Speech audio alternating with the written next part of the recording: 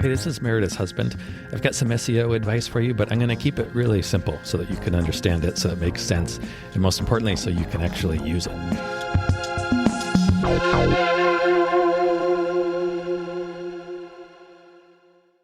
Hello. Hello. How are you? I'm great, thanks. How are you doing? I'm pretty good.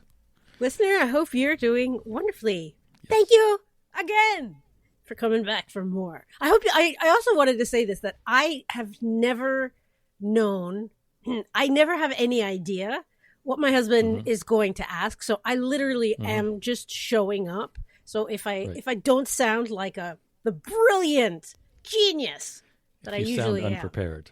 Yes, that's exactly. Yeah. I just wanted to get that out. That's how I like it. I'm like the crazy director. I want to keep my actors in the dark and get their true response. It's more real that way. Good director. No, actually, I mean, it does help. Like if I'm saying something and you're giving me a look like, what the are you talking about? I'm like, okay, people probably don't get this. Right. And if you're like, oh, yes. Oh, I see. Then I'm like, okay, I'm connecting with at least one person. Yes. Yes. Okay, so today, this is something I've gotten this question a bunch of times from photographers, and it's something that is not, it's very common amongst photographers. It's not exclusive to the photography industry. This is something that any website can deal with, but for photographers, it's especially common, and that is how do you deal with your hidden pages, what you probably refer to as your hidden pages. Yeah. So whatever these are, these could be your client, whatever, a page on your website that if I go to your website, there's no link to it. So it's kind of secret. It's hidden. Sometimes it's when photographers when they do online galleries, then that's what they Yes. Like if you they don't want everyone to see it. Right. If you have your online client gallery that you send, that's probably on what we call a subdomain, like what are they, Zenfolio and PicTime and those. So it would be like clients.yourdomain.com. Yeah. That's a subdomain. And those are also hidden. This is what I'm going to say applies to those as well. But this also would be pages like, oh, I have a blog post or something, or a page on my website that I don't link to. But once somebody signs up and they book a session, then I send them the link. And there's kind of privileged information there. That's what I have found is that's pretty common. And so what are the SEO implications of those pages? What should you do with them, et cetera? There's a very specific answer, and they need to have a password. They need to have a password, yeah. And this is kind of the question I get, like setting passwords are kind of tricky. It takes extra time. It's a pain in the ass. I know, but you got to put a password on there. And why? Because even if when you don't link to these secret hidden pages, Google's going to find them anyway. Because what happens, there's a number of ways that can happen. But what happens the most often, if you're on WordPress, if you're on Squarespace, if you're on probably Wix or any of these others, when you create a page on your website, you don't need to link to it. There's what they call a sitemap. And WordPress and Squarespace, they automatically generate this sitemap. And that sitemap is submitted to Google. Google knows the sitemap. So when you create a new page, Google knows about it. It has the sitemap. It's going to index it. So that's one way that those pages are going to get indexed immediately. Got it. So if you don't want those pages indexed, they're going to need a password. And the danger of having those pages indexed is twofold. I mean, I suppose people could enter just random people, the public, could enter your website through those pages. And you might not want that. The other danger is this starts to look like an old black hat SEO technique called doorway pages. And it immediately is going to raise a red flag to Google that you're trying some underhanded tactic that SEOs really have kind of stopped using. But it used to be we would use these doorway pages and we would try to attract attention from Google with these doorway pages. And they might not, they probably have content that's not really relevant to our website. So we don't link to it from our website. It's a secret page. We just want people coming in through that door. Right. We don't want our website visitors to actually see that because for some reason it's not really relevant. We're just using it like a magnet to try to trick Google and get organic traffic. That's what used to happen. So you don't want to make it look to Google like you're trying to do that. And that's what you're doing if you have these secret pages and they don't have a password. Okay. Now, the good news is it doesn't need to be It can be the easiest password in the world. It can be the same password for everybody. It can Moose. It can be moose. It could be password. It can be 123. It can be. I like to use remember. Just the word remember. It's easy to remember. Yeah. You can be anything. All it needs to do is stop the Google bot from following a link to that page and indexing it and then sending the info back to Google headquarters and say, here's this page I found. And why do we not want it indexed? If it is indexed, it's going to look to Google like a doorway page. Okay. That's you're going to look. Your website is going to start to appear suspicious to Google if you have these pages that are not linked. Gotcha. They're also what we would call orphaned pages. They're pages that are not linked. They've been, and this happens a lot with WordPress. People take a page off of their site, but it's actually still live, and Google still knows about it. Some people can still be visiting. It just is it's an orphan now. It's kind of separate from your website. So this is actually an error that, as an SEO, we come in and we evaluate a site and we need to fix. So I'm sorry, but you got to put a password on those. Okay. Good to know. Just make it as easy as possible. To Googlebot's remember. Yes, whatever it is, or they can be separate. It doesn't matter. They can all have all individual keywords. No, I meant to say passwords there. I know that can be a little bit of a pain for your clients as well. Yeah. But the thing, and I spoke with someone recently who, when you send these pages to your clients, you are giving them kind of a little bit of an inside access. It's kind of like a VIP type thing, like, oh, here's your special page. Right. And you know what? I don't think that a client is really going to be that bothered if there's a password. In fact, I think they would feel even more so like they've signed up. Now they're getting access to the good stuff, the real info, whatever that is. You got your website. It's for the public. Here's the secret. Here are the goodies. Special new dimension. So in that, so you could make it their name. That makes them feel very special. But then you got to create a new password. Like I would just keep the password the same, and just give it to people that way. Yeah, yeah. Good to know. Okay, so do that.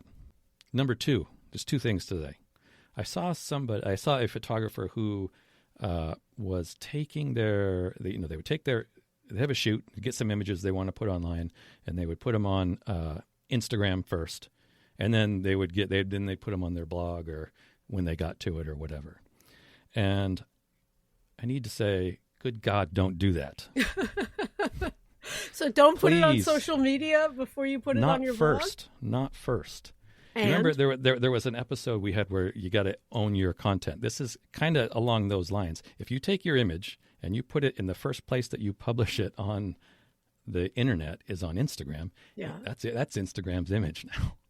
Oh. Okay, so Google sees it. Google can know when the same image is repeated. It can find it, and it does that not by looking at it with eyeballs like we would do, but the coding of an image is like thousands and thousands of characters. Google just reads those and says, oh, this image is the same as this one.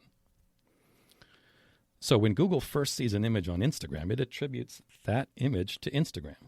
It's on Instagram.com. First, please put it on your own blog. Oh man, I've been posting things on Instagram that I have not even put on a blog. Oh yeah. If it's an image that you want to maintain, ownership of, I don't know, legally, I don't know what the implications are. Although I think whenever you put an image on Instagram, technically I think they own the rights to do whatever they want. Yeah, I thought they changed it, but I doubt that they did. I don't know. To be honest, I don't know. I have no idea. All I know is that when Google sees an image and it sees it published on site A, and then later it's also published on site B, C, and D, that image belongs to site A, not B, C, and D. So this has a storied past, not with images, but with content. So when you think about content, if you have a blog article, let's say you're an author, you write something, you put it on, the New York Times, and then you put it on your blog a week later. Mm-hmm. When somebody is searching for that content, Google thinks that the owner of that content is the New York Times. No. And maybe, and honestly, to be honest, if you're writing for the New York Times, that's probably legally you have to do that. Right. But, this came into play because what happened is I had a client who did this, and they got, it did not end well. But they just took other people's content. So they would find content online, they would take it, they'd put it on their own site, and they would do this in bulk. So they had thousands and thousands of pages of content, and they ranked really, really well. And I kept telling them, you can't do this, you can't do this, you can't do this. And his response was, oh, it's always worked before. It'll always work. No, it does. Until it doesn't. Yeah. And he was very upset with me. Why? When it didn't go well. Well, I didn't tell him. But you told him. I'm like, here are 10 emails where I very specifically said. Man, if people, Yes. this is one thing as a wife of you that I can say. The number of times, and I'm sure I've said this on this podcast before, but the number of times that you tell people, just do this, and don't do this. And they don't. And they don't listen to you. And then there's so much shit that happens when they don't listen to you. So listeners, listen. There are, and obviously, I'm not going to tell you about the times where I fuck up and I do something stupid. No. And it takes me. Although to be honest, actually, it doesn't happen all that often. I know. Because I don't tell people very specifically, do this, unless it's super concrete. Like, you really need to do that. Like, this is not my opinion. This is like a well-known industry truth in my industry. Yeah. So that's when I am very specific and I tell people you need to do this. Right. And sometimes they don't. They don't think they think I'm just, I don't know, blowing smoke. I don't know. But of course, bites them in the ass. Of course they're going to blame me for that. They're not going to blame themselves. Nope. No. People rarely blame themselves. So even if I told them they'll say something, well, you didn't make it clear enough or something, whatever. Anyway, I don't want to turn this podcast into a rant. So No. It's just, I'm merely saying that it's best to listen to you. You know what you're talking about. On some things. And I'm not paid to say that. Right. I don't pay her anything. Nothing. But love. Okay, so if and maybe you have images where it's fine. You don't care if they go on Instagram first. What if you selfies, whatever. What if you put your watermark on it? Yeah, well, still, Google is going to see that image and be like, that image was published on Instagram a week ago, and now Meredith is putting it on her site. Now, what if I re-edited it? Would that change the image? That would change it, yeah. Okay. But same thing. If it is like one of your clients, if it's a photo that you value at all, and maybe you think, hey, I want my potential customers, my potential clients to see this image. I want this image to appear in Google when somebody does a search, and I want them to see this. Yeah. Then put it on your blog first. Okay. And maybe if that's just not going to fit in your workflow, I understand it's harder to put an image on your blog than it is on Instagram. I get that. Maybe you can have like a private Instagram account and embed images from that private account on your blog. I don't know. Try to find a workflow where this is easy. It doesn't need, maybe you can have some blog pages that are just photos, just shoots from photos, or, maybe you can have a blog. Photos. Yeah. If you have a photo, you can take a shoot from it. Yeah. That's what we do as photographers. Maybe have a blog post that's just like, here's, sort of duplicate what's on your Instagram page and just have it be images and just load images on there. Just say, hey, here's my Instagram feed. It's essentially the same thing. You can do that. That's really good to know. Try to do that. Especially like I said, if it's an image that you want potential clients to see and come to your website as a result, then put them on your blog first. Okay. So what you should send me your workflow. If you're listening to this and you're like, I don't know how this is going to work, just tag me on Instagram, Meredith's husband. Say, here's my workflow. Tell me what your workflow is. I will tell you all the things wrong with it. No, because I'm curious. Because I'm sure everybody has a different workflow. Some things work, some things don't. Some things are easy, some things are not. Some things flow, some things don't. So please do those two things. Okay, thank you. And that's it. Those are good to know. Those are two very important buttons that are important. All right. I'll see everyone. Actually, I won't see anyone. You'll hear from us soon. Yes, we look forward to your tuning in. We look forward to your ideas and thoughts and comments. And thank you for listening. Thank you, everybody. Bye. Hey, thank you so much for listening. We really hope that you find this helpful and useful. And if you do, what you could do for us as a thanks would be to, drumroll please, yes, leave a review. Yes, everybody says it, I know, but it really does make a difference. Take 3 seconds, leave as many stars, say something really nice about what you like about the podcast and maybe why other people would like it. It would mean the world to us, especially my husband.